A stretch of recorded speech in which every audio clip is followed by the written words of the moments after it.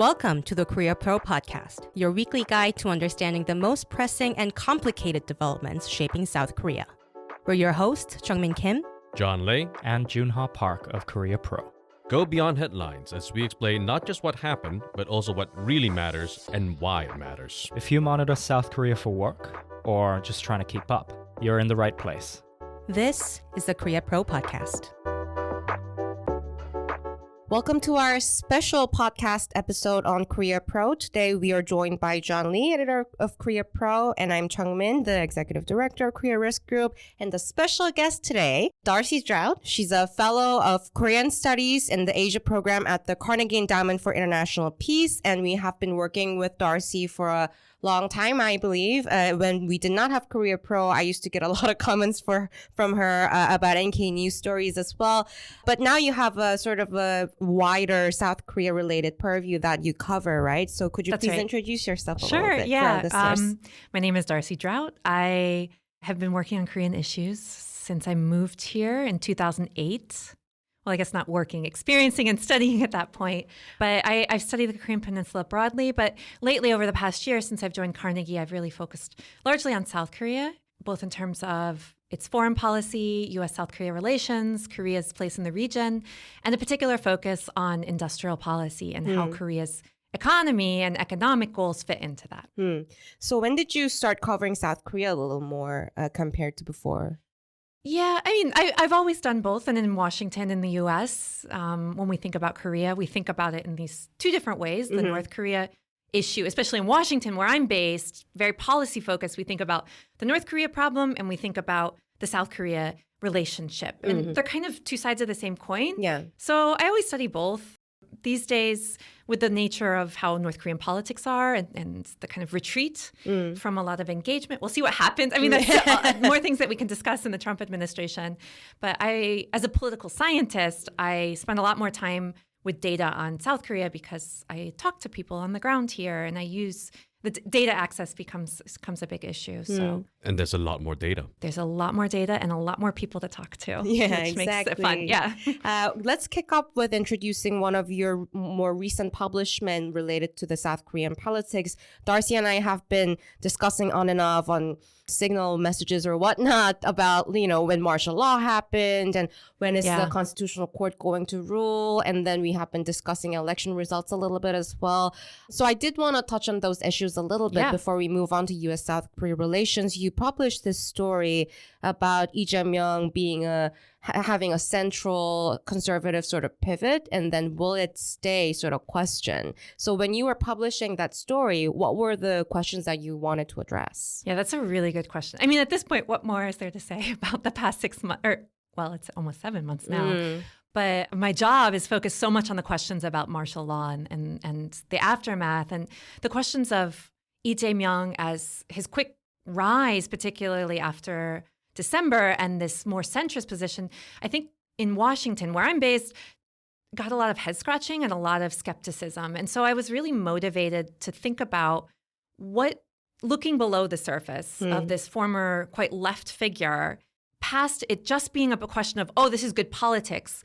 What's below the surface of this? And what are the bigger changes that are perhaps going on in the political establishment in the Democratic Party in South Korea? So I wrote a series of pieces, this one about the skepticism over pragmatism. I also wrote a much longer report on the bigger changes that I think are pushing the shift. And so the idea in my research was Lee Jae-myung is an important leading figure, but in many respects, he's a manifestation of a bigger shift that's happening in the democratic politics. And so in this report that I talk about domestic things like changes in national identity among young people, especially vis-a-vis North Korea, no longer feeling one of us. And then externally, issues like China-U.S. relations and China-South Korea relations as making a market shift in the late 2010s and how that's changing the reality that figures like Lee Jae-myung have to deal with. Because at the end of the day, he's a politician and he sort of have to adapt his language so that he can get the middle ground voters as well, right? Exactly. And the problem with a politician that's been a domestic politician and then becomes a national level politician, especially aiming for the level of presidency, is all of a sudden you have two audiences now. So some of the messaging that you have, these politics and these interests that you're focusing on your constituency, whether it's a town, a province, or the country, if you're focusing domestically, those are very specific messages. If you're focusing on the international environment, especially if you're considering alliance management or dealing with these two great powers, China and the United States, your messaging has to take on double nuance, right? So I think that that's also accounting for these kinds of shifts. I see. And then I think this is a good leeway to go into the U.S., South Korea, China sort of relation sort of topic.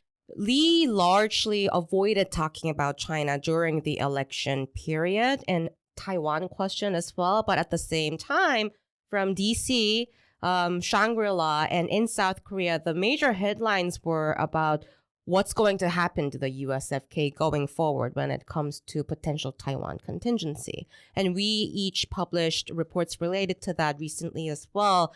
What do you think Lee's thoughts about the issue actually are, if you have to make a prediction? But more importantly, what is the Washington blob's views on what he thinks? Like, what's the suspicion? Right, yeah. I mean, on the first question, I think I should ask you that. You guys are much more closer to the source material. Or John, you're on the you ground. can answer that as well. You wrote a report about that. My understanding is that, okay, USFK has been in Korea for decades at this point, and it's quite naive to assume that USFK will only stay in South Korea just to defend from North Korean attacks. And with Lee Jae-myung saying that he wants to have UPCON transfers by the end of this term or whatever, I think that's also opening a Pandora's box that no one really should want to open.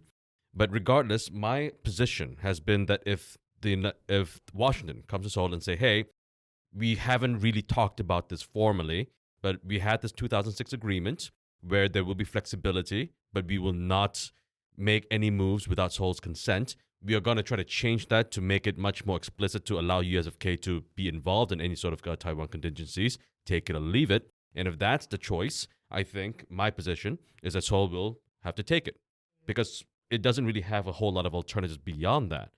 So my question is that the assumption that Washington is operating on? Right. I have my thoughts about this as well, but I look at it from a slightly different perspective.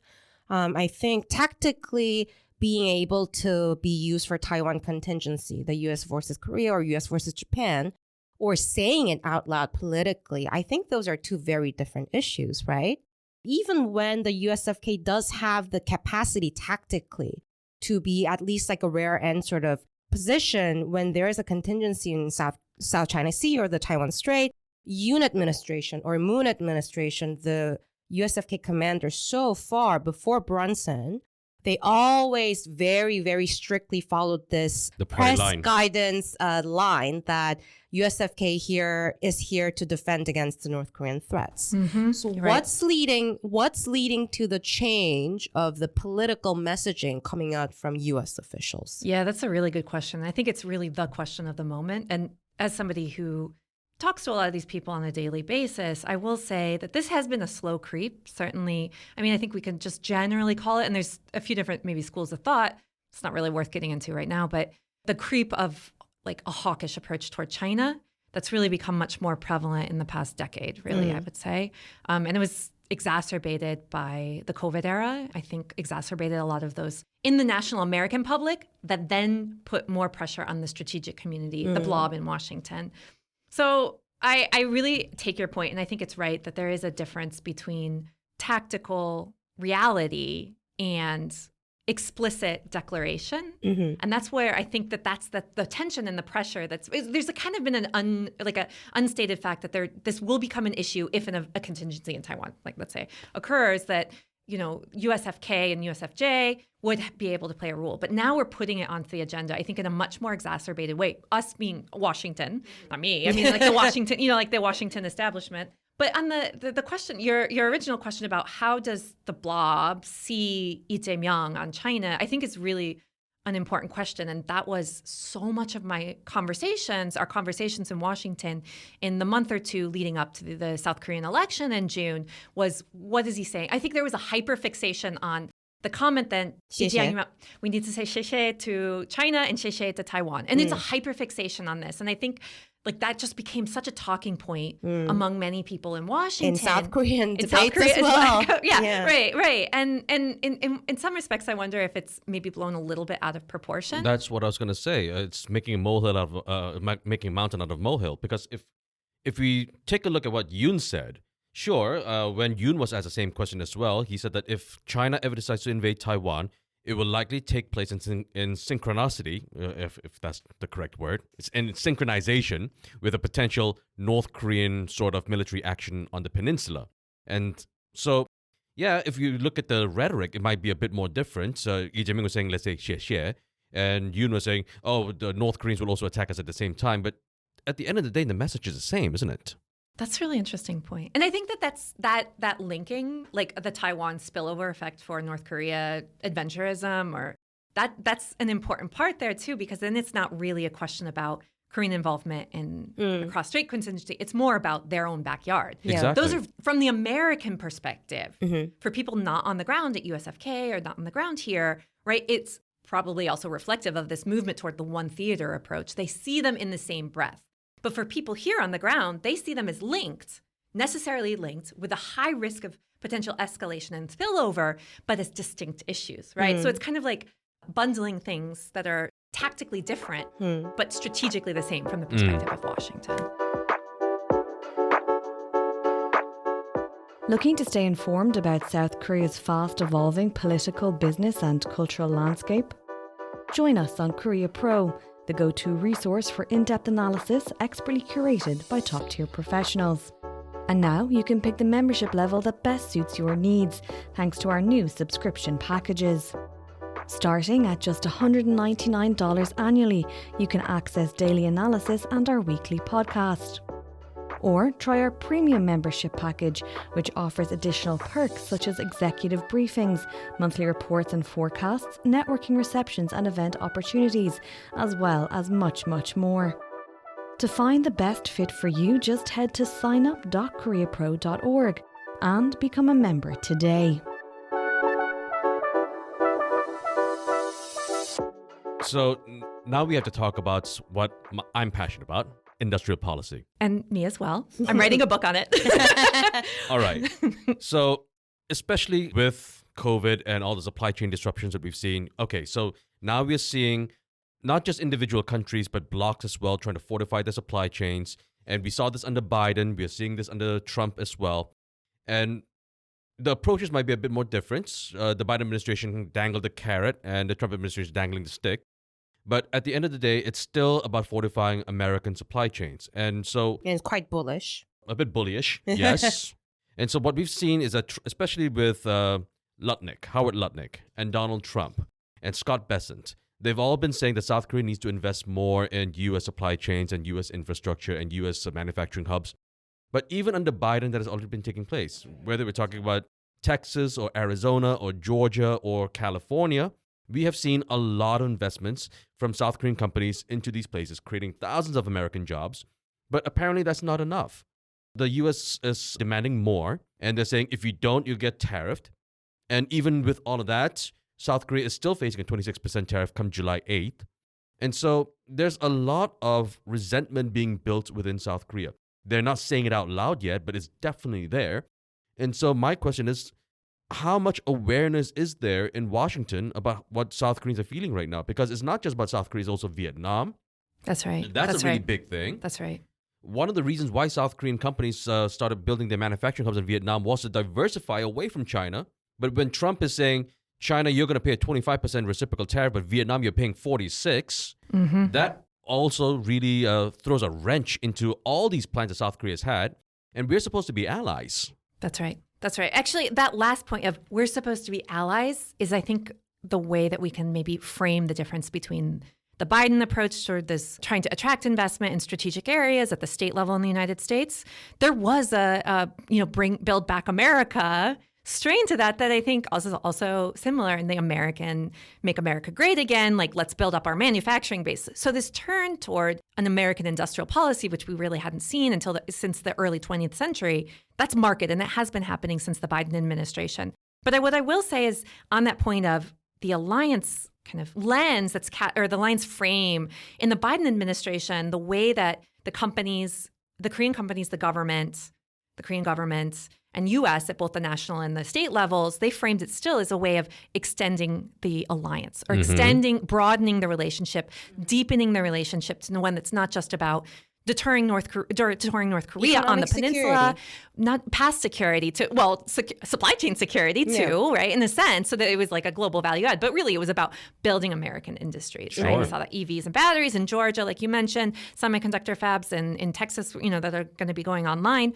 That was a value add to the alliance kind of mindset. The Trump administration and the sorts of people that you mentioned that he's rounding with, they don't have that alliance value add mindset. It's not about expanding the alliance. They're coming at it from the perspective of businessmen. And I know that this is something that we could talk about glibly, but I think it actually matters because their worldview about international relations, their worldview about alliances is always about getting the next deal then, right? Because a businessman's mindset is profit-centered, getting the next deal. So anything that Korea has invested in the past is no longer the ground on which you're staying. That's past. You need the next deal. So that's I think how we can understand the difference between these two administrations. It's a move in the same direction on the part of the United States and what it's asking of its allies. Your final question about the resentment that's building is something that also among many people in Washington understand that this is the case. I mean, many people understand that whether it's working level bureaucrats, people outside experts, outside of the government like me, we understand that international politics are a two-level game, to use Putnam's standard, original concept. You have to pay for your domestic audience and you have to pay for your international audience, two games. And we understand that, right? By asking Korean companies to invest here, it means they're not doing it back home. We understand that there are interest groups at home. But the difference is some people don't care about the interest groups at home. And I think this is like connected to the kind of MAGA spirit of like, that's how it happened that's not our problem. What can you do for us? Because we're putting ourselves first, right? So it's all kind of linked, I think, in this bigger theme about different worldviews, about where does the United States stand in the world and how do alliances or productive relationships fit into that. Potentially, Lee Jae-myung could be using that sort of latter type language too, right? Compared to past progressive administrations, Lee Jae-myung also is a very different type of leader that we haven't seen recently. Early signs like he's monitoring Twitter nonstop, for instance. Right. Like he would do like important messages not through the press statement or the briefing, or he would do it through Facebook, Instagram, Twitter. It's actually very difficult for journalists to keep monitoring all three platforms. It feels like working in Washington with Trump. Yeah, but you guys at least have like just one platform, which is Truth Social. But my point is, Lee Jae-myung is also a very different, like a new type of leadership that we haven't seen before. So for him, the most important thing is public-facing things, like not just the alliance management or just generally diplomacy. Usually his priority is in how will the domestic audience receive this? What kind of backlash might I get from my public statement? So the Xie comment as well, it wasn't a diplomatic statement. It was done during the campaign season facing the people who were standing in front of the truck, right? So in those cases, like what's his priority? Getting more attention and popularity from the domestic audience or being more careful when it comes to diplomatic messaging? He so far has been prioritizing the former, right? And the thing about Lee Jae-myung's approach, being a pragmatic leader when it comes to economic policies or foreign policy, the word pragmatic can mean anything. Yeah, very convenient, right? He's got people in his cabinet who are already pro-US, pro-alliance, pro-autonomy, and depending on how the political winds shift, his pragmatism can shift as well. Right. And going back to the whole point about resentment, if there are enough South Korean members of the public who are no longer happy with how trade policies and trade relations are going, sure, it might not be easy to just suddenly shift to say, okay, now we're going to start trading with China a lot more. That's not going to happen. Right. But South Korea can very much hedge by dealing directly with ASEAN, with Europe, and bypass the United States. South Korea does have options. And does Washington expect this kind of blowback? Does it anticipate it, or does it even care about it? Are they even thinking about it? Also, does it really matter to the U.S. that much if South Korea ends up diversifying that way? That diversification, I think, is the exact kind of point that I've been trying to hit home, both from the perspective of what Lee Jae-myung should do with this kind of pragmatism, and also conveying that message to American alliance hands that a Korea that has diversified relations, both strategically, diplomatically, and industrial, in the industrial domain, that's actually a value add. I mean, that's in a sense, with the current way the Trump administration sees alliances in very bilateral, immediate ways, right? What's the next deal? What's the thing in front of me? What I'm saying is a bit out of step with that. But I do think that broadly speaking, it's smart for South Korea to diversify its relationships. And so this is something I've been mulling about both, kind of as an academic and in my policy analysis hat is reviving the concept of Korea as a middle power, which gets a lot of critique as potentially an empty concept. But what's core to the middle power, and we in the IR literature, is that it's about building networks. It's about not just about material capabilities, but about the relationships that you have. And so I think Korea will be stronger if it does have a much more robust partnership with Southeast Asian nations, with Europe. I think is a big part of that. Japan, we're already seeing some of that, just with the Ishiba meeting on the sidelines of G7, which I think is a good thing. And then also diversifying to other regions that are important for Korea, in other ways, like Latin America, which has critical minerals that Korea could take advantage of and wean off of China or something like that. So thinking about that diversification can be a benefit. I want to latch on to something that you just said. You said it's a value add. Now, I can definitely see as a value add for Seoul. It will have more options. But is it really a value add for the United States if South Korea has more options? Depends on which Washington you're talking to, right? A Biden administration, an Obama administration, the pivot to Asia, an Obama, or the lattice work, right? I don't think the pivot to Asia is happening anytime soon. You haven't even put the death on it. It hasn't even started. But the kind of the lattice work approach or whatever that the Biden administration advocated was much more in that kind of networking vision of how international relations work. The current administration is not working in that. The American administration is not working in that vein. So this is where Lee Jae-myung is going to have the difficult balancing work. And I don't think it's impossible. The idea is diversifying, but putting the America interest forward or interest base matching what Trump is asking for. And through this diversification, alleviating some of the burdens that otherwise the United States would have to deal with. So in that sense, conveying that they're a value add in other ways. So it's a different way of thinking about the value add of the alliance. I think the value add of the alliance earlier, like what we were talking about, was about expanding the bilateral relationship in multiple domains. This is about expanding the network that South Korea has in order to have dividends for the United States as a key node in that relationship.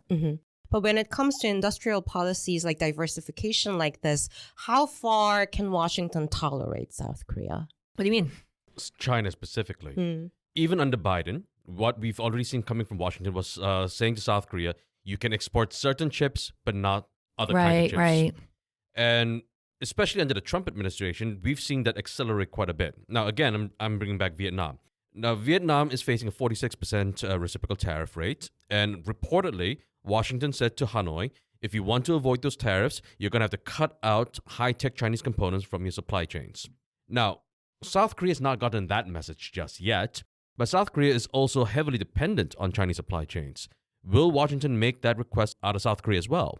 Yeah, I think that's definitely going to be the case. And I don't think that this is going to go anywhere. This potentially could get worse, especially as Sino-U.S. rivalry is bubbling over, and the United States might be turning its eye on the Asia-Pacific region as it's trying to wrap up issues in Europe and in the Middle East. I mean, now with what's going on with Iran, we might be bogged down further than we think, depending on how things play out. But we can predict that the Trump administration will turn its eye toward Asia-Pacific soon, and South Korea is a big part of that. The key thing here is it's taking in the context of a larger technology decoupling that's been happening between China and Washington. And, you can argue who was the first mover in this. I mean, both sides have been pushing the securitization of technology in particular and the supply chain issue. But that is heading in a direction where the current administration and the zeitgeist in Washington is going to be pushing Seoul to make some difficult decisions. But is that actually feasible? Because even with the United States, within the United States, there are a lot of moves where a lot of the industries in America are saying that decoupling from China is not going to happen because Totally. America relies on so much of Chinese rare earth minerals, and so does South Korea. Totally. And we're seeing this. I mean, the Trump tariffs that were announced is a really big, a big example of this. I mean, they were among his base, were very popular. But they were also understood in a way that was, we are not paying the cost of this. But now we're starting to hit the road where a lot of, especially SME, the small and medium enterprises in the United States that procure a lot of their raw or finished materials, products from China, they depend so heavily on this, and they're not able to put the orders in that they need to. So now there's starting to be a development of different interest groups. Who's paying the cost of this? So your question about, is it practical?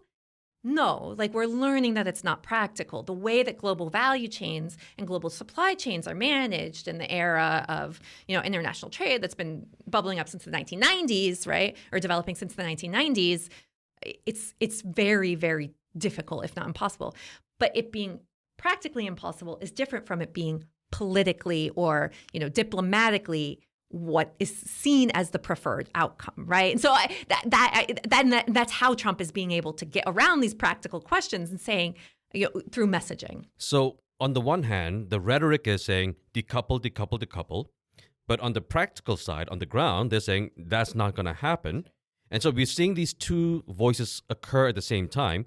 But because they are not syncing, and because we're all people, when we listen to the political rhetoric, that causes resentment. People in Beijing have been listening to this for a long time, and they're not pleased at all. And they've also taken steps as well. Apparently, the Chinese Commerce Ministry reached out to South Korean businesses and said, you cannot re-export Chinese rare earths to American defense contractors, for instance. Right. And so this has had a real-world impact already. So if it is not practically feasible, why are some people insisting on keeping to this political message that is not leading to any sort of benefits, but just causing a lot of bad blood? I mean, it's just a different, it's a different worldview of how this is coming up again and again in our conversation, but it's a different understanding of how international relations work. So, and the preferred outcome or the assumption of threat, real or exaggerated, that's foregrounding, or that's leading a lot of these policy prescriptions too, right? So we can do a lot of cost-benefit analysis, or we can do a lot of, practical, gaming of what's going to happen. But at the end of the day, if you have a certain logic, right? This is getting into like psychology or something, but like if you have a certain logic, right? Like you have confirmation biases, right? You overlook things that you don't necessarily. So I completely take your point that this can build up resentment. Of course it can, and Korea has borne the brunt of this over the years. Like I'm thinking about the Chorus FTA negotiations, right? That was a really, really fraught period. I arrived in Korea. I remember at the time of those negotiations, and on the one hand, like Koreans had such a positive opinion about America, but at the other hand, we saw these protests about feeling resentment about certain particular issue areas with that, right? And it's a feeling of being taken advantage of. I'm not sure if you'll actually go back to that level of resentment, but it's clearly building. The resentment type is different now a little bit, right? That is also true, yeah. Right, because I published a story yesterday. It's based on the East Asia Institute annual poll. And this year they interestingly included a couple of new questions about Taiwan as well. And then they usually do the threat perception analysis, right? And then very, very interestingly, until last year, the top threat perception was North Korea nuclear weapons. Okay. Now it's third. Wow. 1 and 2 is U.S.-China rivalry. Probably correct. The spillover. And then the second one, very interesting, trade protectionism and higher advanced technology. So interesting. Competition globally. So now the threat perception is not about traditional geopolitical security, physical, military security. It's more about economic security as top threat. So the type of threat is changing. And when we said resentment is building up, it actually shows in the polls, because the 90% of South Koreans believe that alliance is important. The U.S. alliance is the cornerstone of South Korean diplomatic strategy. But also at the same time, the feeling of not being able to trust an American leader, that increased a lot, right? Last year, when South Koreans were asked, what's your impression of the U.S. leader? That was when it was Biden. And I believe like 60% said that they have a good impression. Now it's down to 19.6. So in just a year. Now, we right? did see similar numbers during Trump's first term and during George W. Bush's term in office as well. But again, these are all under different dynamics. George W. Bush was very much from a very different dynamic that we don't have time to get into. Yeah. But the first and the second Trump administrations are very much based on the similar feelings. Yeah. There's a lot there. Yeah, there's a lot. Man, I'm trying to think where to start. I mean, I think what here is really interesting is, like you said, the blending. It's not just a distinction between here's the security domain and here's the economic domain, but it's a real blending of the two, right? Seeing that a national economy. I mean, that's something that Korea has dealt with. I mean, that's the reason for Korea's developmental success so rapidly, really, was like the idea that their existential threat or the existential challenge for Korea was to rapidly develop in order to beat North Korea in the context for economic development, right? So like this has been at the forefront. It's not new. I think what's interesting though is the economy is becoming securitized, not just about China in South Korea as well, but now the United States. Right now it's becoming more of a challenge with the United States. I mean, yes, we had like FTA negotiations, but because of the isolationism, America first, putting on, like very high demands, the Trump tariff, all of these are making it in much more primary challenge for South Korea. The other thing I'm wondering right now is this question about opinion about South Korea, support for the alliance, and opinions about leaders, country leaders, because those are three distinct things, right? And South Korea is an anomaly among all U.S. partner or allies, and that how high the approval rating for the alliance is consistently.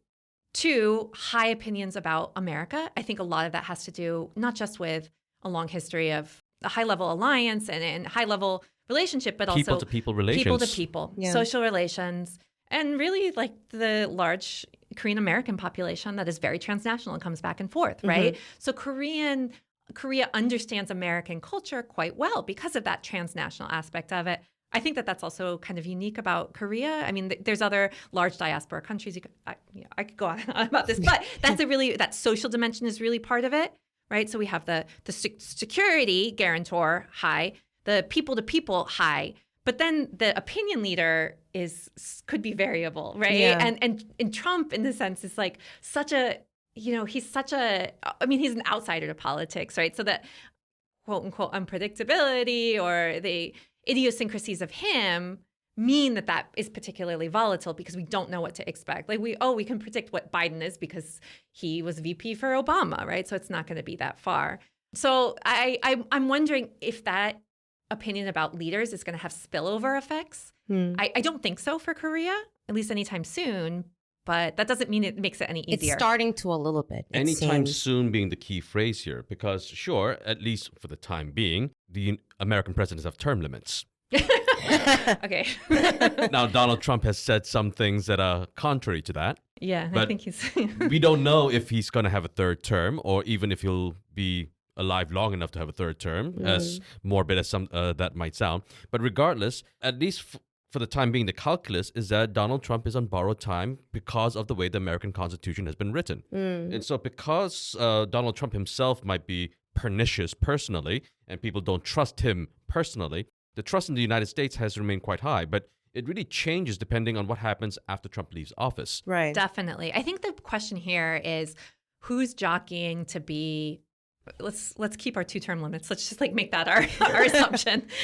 Who's going to be the next leader of the MAGA movement and how is that going to relate to the Republican Party? Is it a one-off? Is it a Trump thing? Or is it something that's going to be popular and carry the next person is going to carry the banner? So we can start to see some intra-party politicking. Is it going to be J.D. Vance? Is it going to be, who is it going to be? Are they going to be MAGA in the same way that Trump is? And I think that once we start to see that could have spillover effects, right? Because then it's not just about one person, but it's about half of the country and half of the leadership. I don't think it's just half the country anymore. Because sure, we've seen the Republican Party transform into the MAGA movement, but that's also had an impact on the Democratic Party. The Democratic Party has also shifted a lot of its messaging because they've lost the election and now they're trying to retake the White House. But in order to do that, they need to go to where the voters are.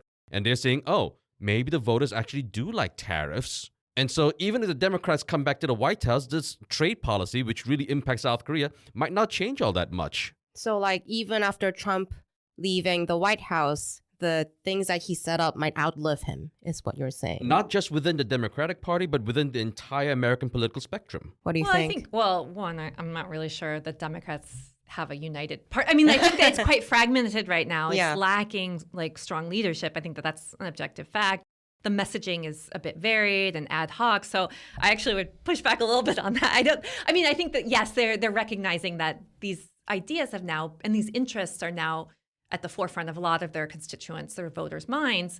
But there's no sense of what the next Democratic, I think, and you could say the exact same thing for the Korean case as well, too, right? The problems that Democrats are facing, you could also say the PPP, the People's Party, the conservatives in Korea are also facing, right? Where are they going? Are they going to continue to be pro-Yoon or anti, right? Like, how are they standing on that? What's the that new question? name? What's the new name? Honestly, I was waiting for them to rebrand Yeah, quite me quickly too. I'm after waiting it. for I the hadn't new expected name. it, but I think it's yeah. coming. I didn't I say something like very clever about a potential new name? What was it? 진짜 보수당. I thought. 진보당. 진보당. I was gonna suggest that to the PPP to rename it that way. It has a Anyways, nice, it's Yeah. nice and catchy too. Yeah. Yeah, and then I think the same thing that we're talking about with MAGA and Trump, we can also say for the Democratic Party and Lee Jae-myung, right? Because as we were discussing, for a variety of reasons, both in terms of the ideology versus interest-based approach to politics that E is talking about, everything down to like the network, the progressive network, right? That was forged in the back of the democratization movement. All of the other Korean presidents were part of that network, right? But we've seen a shift. So the question is not just, I mean, it's way early to talk about this, but, I think it's also clear that Lee Jae-myung knows that his legacy also depends on the next potential progressive administration. Yeah. Whatever progressive means. Whatever Yeah. progressive means. Yeah. I mean, in comparative perspective, it's relative. it's quite center. Like, so the idea of him being far left is, on the global scale, is actually kind of I'm Yeah. speaking as a political scientist From here, right? 1950, we have never been really, spectrum-wise, we're always on the right. Very Yeah, much and there's so. like because of the national security law, I think is like the biggest reason why there's limits on Yeah. how far left Korea can go. I wanted to wrap up with a broader question of what America means to South Korea going forward. We did touch on it a little bit when we were talking about why do South Koreans like America or trust America, but not the leaders per se. Will there be a spillover, right? But I think after the American election, not like even before the whole South Korean martial law crisis or whatnot, I think there has been like growing perception that America might not be the superpower in like the next after a few decades, right? And for South Koreans like the powerful people, like powerful guy, like they like being the best friend to the most powerful. Do we really? Well, polls show that you like being close to the most powerful in the room, and that very actually, political. yeah, it's sort of build up to this idea that alliance is important. Like, despite what your ally is doing, like 90% still think that it's important to be good friends.